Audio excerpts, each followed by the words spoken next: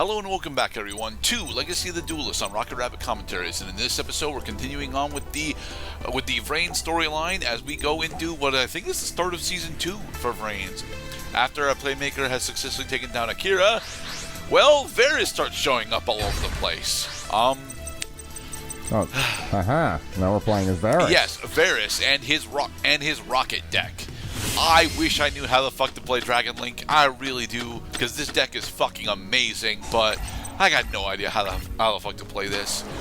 It's honestly a pretty consistent problem that's gonna plague past Gerdat for the rest of the playthrough. I would at the time that I had recorded this, I was just straight up not familiar enough with Link summoning in order to successfully go through and figure out what I'm supposed to be doing with these archetypes. Nor had I been playing or even really keeping on with the competitive scene to figure out why Dragon Link was so effective. And Dragon Link is so effective specifically because all the rocket monsters infinitely replace themselves, especially with boot sector launch. Altergeists. Yes, Ghost Gal has returned with her Altergeists deck.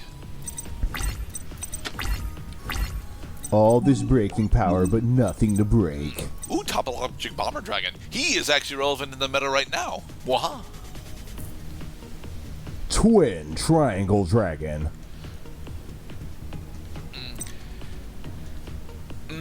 Yeah, as Annotations Gerdat mentions here, I just don't know what the line is in order to get into Bomber Dragon from here. So,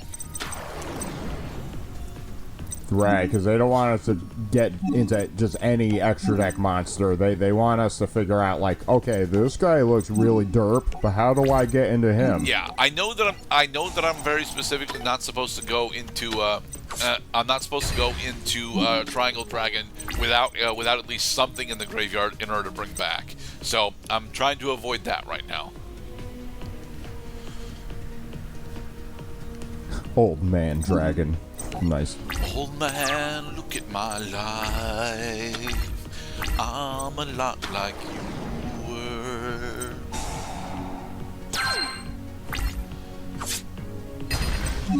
Everything you say to me takes me one step closer to the edge. I'm about to break.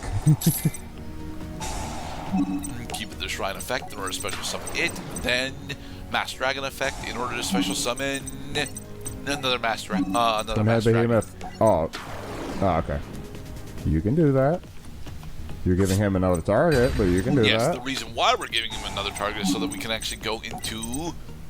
I shouldn't be going into Twin-Headed Behemoth in here. I should be going into one of the lower rockets. Dang it. I was probably supposed to go into Shell Rocket, actually. You can only use this effect of Twin-Headed Behemoth once per duel, because this card arrived at a time where we actually created the premise of the card based on the name that we gave it, versus giving everybody a t-shirt that all had the same fucking name on it, so you know which member of the team you're dealing with. The team is a force to be reckoned with. Yeah, we want to go into Triple Burst here.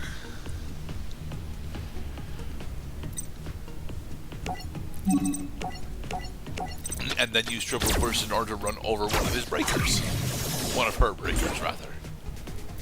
Trips. And what does Triple Burst Dragon do? No, Triple Burst Dragon inflicts piercing damage. And if I actually had a rocket monster linked to it, I could use it as a spell trap negate. I think it's a spell trap negate. Nice.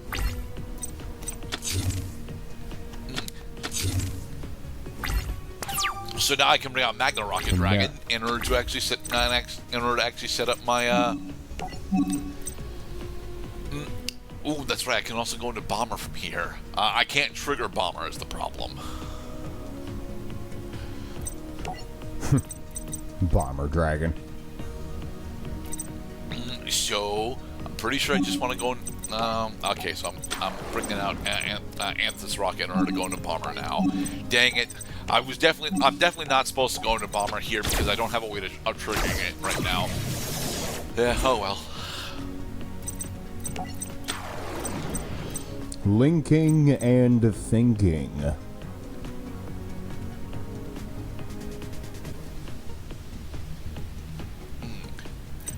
Okay, so we want to kill. Yes, we want to kill this breaker. Yay! And yeah, that'll end. All right, because it inflicts damage based on original attack, but because Breaker was using a spell counter in order to modify his attack, that extra 300 did not count.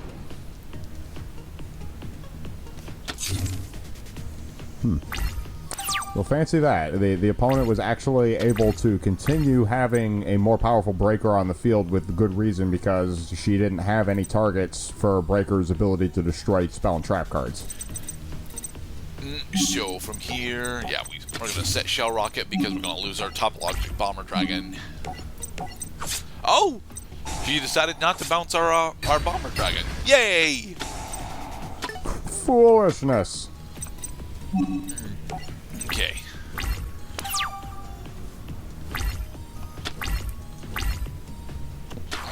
Alright, here's Mellowseek. Now we have definitely lost our Bomber Dragon. To think that special summoning Breaker from the graveyard, huh? Hey, Lila. Boy. What the fuck is she doing with a Lightsworn monster? Milling herself, and then gaining advantages off of milling herself. Raikou would have been a better target. Well, I mean, except for the part that at this moment she doesn't have anything to destroy. Right. Altergeists Protocol. So now I can't now I can't negate Silicutus, which is a problem because Silicutus is going to lock me out of the game from here. We can really whittle down her life points if we attack the Silicutus now. We won't successfully hit the Silicutus. Damn it.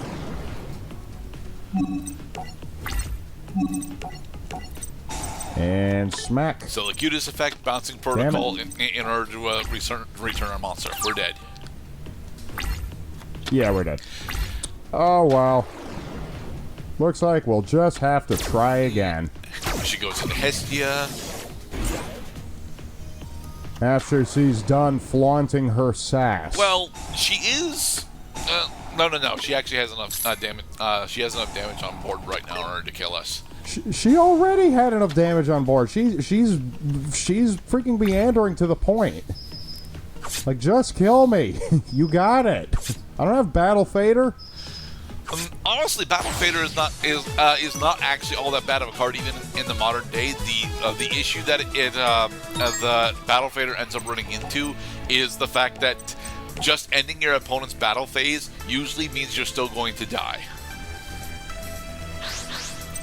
Well, because stall does not win games. Defense does not win games. Offense wins games. You have to use offensive cards in order to win. If you just stall the game endlessly, then what you're actually doing is giving your opponent more time to come up with a better offense. Right.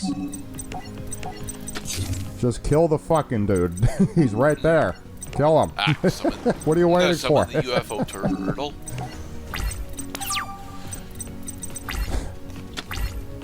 Turtles from outer space.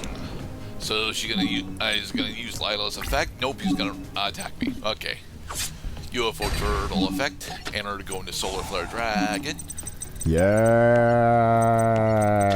Yes. Solar Flare lockdown. I fell into a burning ring of fire. She built Graceful Charity, dude. Oh, one of her rocket rabbits. Them's the brakes. Nice. We got the bunny. Thing is, I want to keep my fucking Nightmare Wheel alive so I have an answer for Mellowseek, okay? That is the thought process here. If I go into Solar Flare Dragon, then what she's going to do is she's instead going to use Lila's effect in order to pop my Nightmare Wheel. And I need to prevent Mellowseek from generating Ghost Girl Infinite Advantage. And there's Mellowseek. Get the F out of here. I mean, letting alone any of her monsters is dangerous. Giving your opponent Xyz materials or synchro materials or hell, even fusion materials when the fusion monster doesn't discriminate on the basis of what kind of card it is or where it comes from for the fusion material or denying link monsters. That the idea is do not let your opponent have monsters on their field by the time your turn is over, because you're just arming them to smush the cards together and come up with something even bigger. No! Damn. Breaker's about to break. You are now fucked. Fucking Meloseek, man. Alright, so we'll bring out some of the spirit and we will attempt to run over the Meloseek this time. Nice. Oh, Regeki! There we go!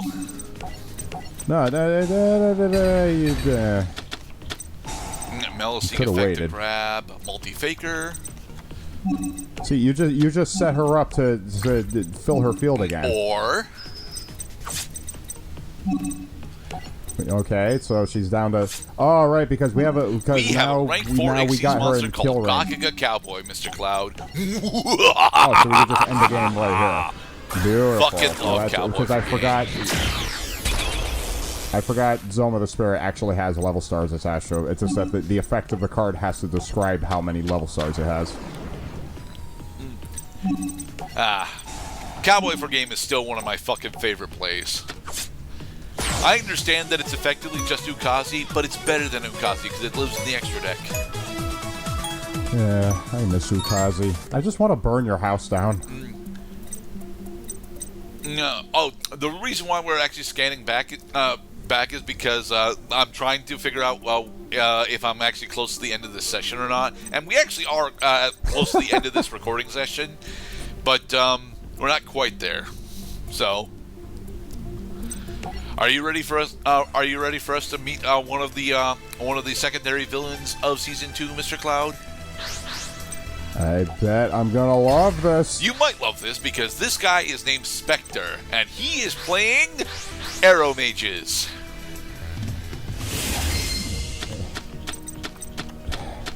Not zombies? Not zombies, no. And we didn't open with any Arrow Mages. We did open Human Winds, though, so we should be okay. My name is Rock Boulder. I'm gonna go into you with my pillow monsters. Okay, now we have... My name is Sea Ocean. So... I'm gonna burn you down with gasoline and matches. My name is Sky Flyer. I'm going to burrow into you through the dirt. Okay, as Annotations Gerdat mentions here, Spectre is attempting to run a version of Arrow Mage that very explicitly wants to take huge advantages of Arrow Mage Bergmont. And because it's trying to use Arrow Mage Bergmont specifically, it actually is mostly viable as a rushdown beat stick strategy if you manage to bring out specifically Bergmont really early on. It is difficult to bring out Bergmont early on, but it is entirely doable. What I'm supposed to do here is, go into Lone Fire, then use Lone Fire's effect to go into Bergmont. A spell absorption pushes me over my opponent's life points total. Nice. Lone Fire into Bergmont. And going to Gigaplant. No, just go into Bergamot past Gerdat. It's fine. Just go into Bergamot. Thank you. So many good choices. Well, there are a lot of choices. Very few other ones were actually good though, because they wanted me to go into Spore and then attempt to use Spore Spore for additional link stuff. Damn it! She's got Honest. Ugh. I mean, honesty does coincide with love. So, the Arrow Mage package is honestly extremely consistent if you know how the fuck to successfully map the lines around. The problem is, this is like the second time I've actually played with any of the Arrow Mage cards aside from Aroma Jar. I love myself some Aroma Jar though. Aroma Jar is just really fucking powerful. The thing is because I'm not actually all that familiar with the rest of the Arrow Mage stuff, this is not really a good showcase of what Arrow Mage can realistically do. The big issue, of course, is that we got hit with Honest, and it cost us 2,000 life points, so... And we're about to lose most of the rest of it. Mm-hmm. I'm afraid that this is your last chance. Yes, I won. Oh, but we don't have 1,000 life points to pay. I was definitely supposed to use the other effective human wins here, though. Oh well. Yeah, fuck it.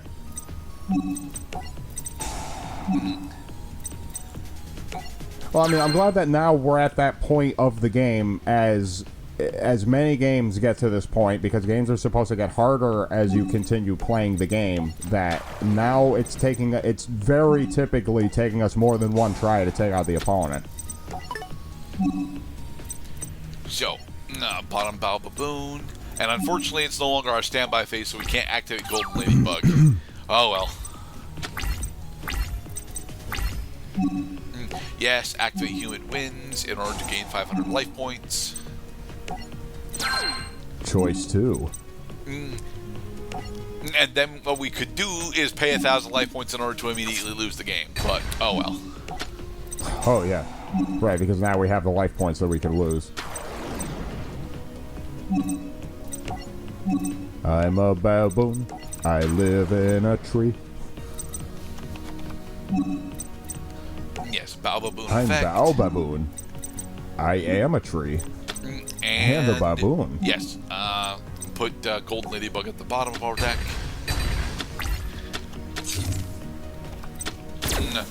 Link 3 for Holly Delphidium.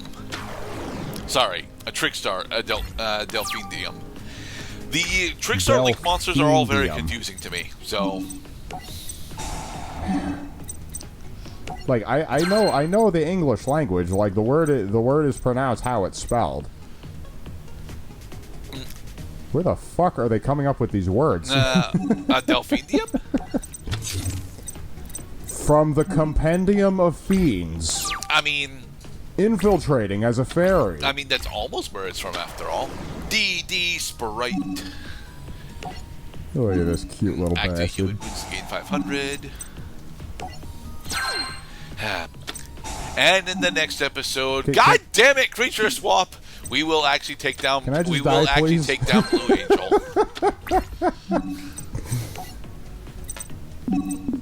Be safe, everybody.